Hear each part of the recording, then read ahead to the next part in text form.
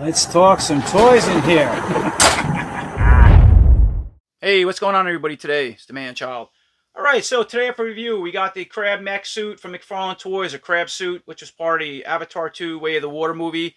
I had it for a little while. I did a little review or a toy haul update, a bunch of McFarlane stuff, like the amp suit, whatnot, which I reviewed. I never got to this, but it's time to take it out and go over it, I guess.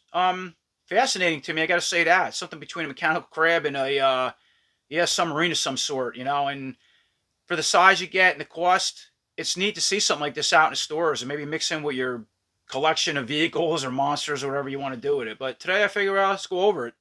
And just here's a quick look at the back of the box, just the features, all the crab legs spread out. Looks like it has a black light glow effect, all the holographic computer imagery on the glass itself. So I do have a little black light. We'll check that out, but just kind of want to show all the features. So here's a quick look at the crab mech suit out of box. Now obviously all folded up, or the maximum articulation folded in, so it's upright on its propeller there, so you can see the top and bottom. I just kind of want to show it up before I fold everything and how tight you can get all the legs together. So bringing in the crab mech suit for a closer look. Got the hatch or the canopy there in the front window, and the two front arms here sort of like giant crab claws. So let's stretch them all the way out and see how far they go out. So we'll just do the right side. Check out our articulation, it's pretty cool. So, and we have fingers here. Well, let's focus on this. So we can go, all right, it's only going to go back and forward, and it hits these steel plate pieces, and then they can go all the way down. So you have big ball joints in there, go up, and kind of spin all around. That's pretty neat. And then, of course, we know they can fold all the way in and out. Both sides are exactly the same, and it looks like a very identical set of mechanical claws. So you got 3 fingers on each side, or claws, and they don't articulate. I'm surprised at that. They look like they do. They don't on this side. How about this side? Do they articulate? Nope. No articulation on them whatsoever. They spin. Yeah, it doesn't look like it either. You would think a couple pair of these would open up, just for effect. But you don't get that anyway. Bring a closer look. Sort of all your mechanical hand design and sculpting. We'll check all that out. So I did find out that these do twist up and down on both sides, and they do spin, but it's really tight on the, especially the left side. And the right, same thing. It's like it goes the opposite way with this one, with the position of the fingers, I think. Is it? No, maybe they're the same. Up and down, it can also, looks like it wants to spin but gets stuck in here. And also notice one claw on the right side is a little bit larger than the other. They're slightly different sculpts. A little bit paint. Looks like might be different, but aside that, yeah, they're different sizes.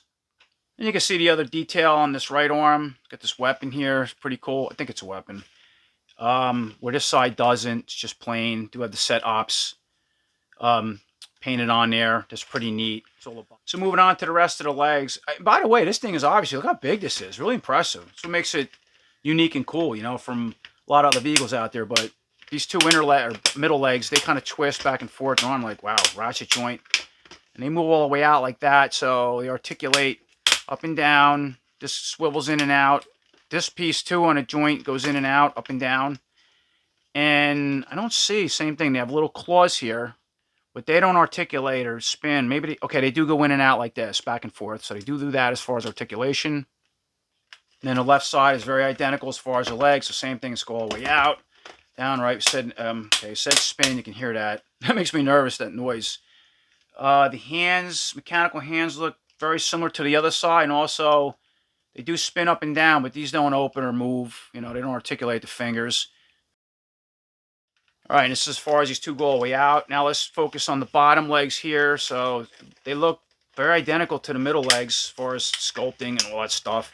These two, so they spin, they spin like this, and they spin in and out a little bit near the body. Now these, you got to be very careful with these. Wow, these are stuck. You can see it actually chews the gears up, trying to put them all the way out. So we got the left side. I'm going to do the right side. Goes all the way out like so. And yeah, these are really careful. Okay, back and forth. Let's go in and out. And same thing. Same type of claws on both sides. They can spin up and down as these legs. So they're very identical legs, they look to me, as far as size and all the mechanical parts on them. So here's a quick look with all the legs positioned like it's in a crab stance, standing up. That's pretty cool looking. I've never seen anything like that in a toy. Wow, at least I ever owned. All right, we'll give it a little spin around there. Check that out. Wow. Again, look at the size of this thing. So here's a quick look at the top details, right at the top of this whole submarine crab mech suit. Yeah, just awesome sculpting. There's everything in here, all kinds of crazy, wacky mechanics, and looks like areas where fuel could be put in, and maybe it's part of the thrusters. Now this whole piece is a hinge for this canopy. It's going to raise up. I'm going to show you in a second. Some painting up here, but yeah, awesome details. And checking out the back, you got this big propulsion thruster, right?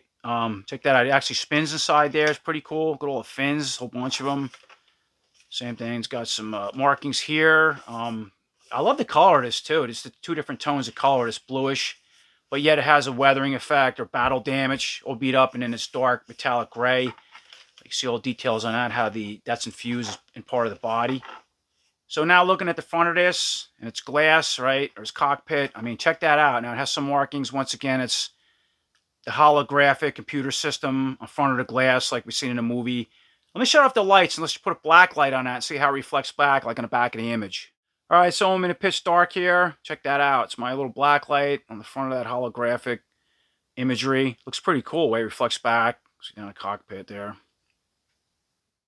All right, so lights back on. Let's flip up this whole canopy piece. So under here, there's a piece of tape I removed. You'll remove it. It kind of clips down a lock, so you got to squeeze it with your finger here and it pops up. Check that out. That whole piece elevates, and you can see all inside here, the controls. So with it open, here's a closer look at the, the cockpit open and the controls. Looks like there's a little seat he's going to sit forward in. I do have a one of the 4-inch, the Colonel Quarter-Titch figure I'll try out. If you want to see everything, it's really no other paint or stickers or nothing like that. It's just sculpting. Pretty cool for what it is. All right, so next let's bring in the only 4-inch Avatar figure I have is the, again, Colonel Quarter-Titch. And he's going to be the crab mech pilot, I guess. Now, kind of odd. I tried messing around with how he fits in that seat. I mean, it only looks like he fits one direction, sits forward. You got to bend the legs, but let me bring it in for a closer look and I'll show you what I'm talking about. So in order to make him sit on the seat facing this way and hold the controls, it looks like, I guess, like, kind of weird. Bend the legs back like this. Sort of a weird position to sit. You think his legs would go further down, but it doesn't have the room in this to make him sit. That's the issues I'm having. I'm trying to sit him on a seat. So something like that. It looks, yeah, strange with the legs kicked back.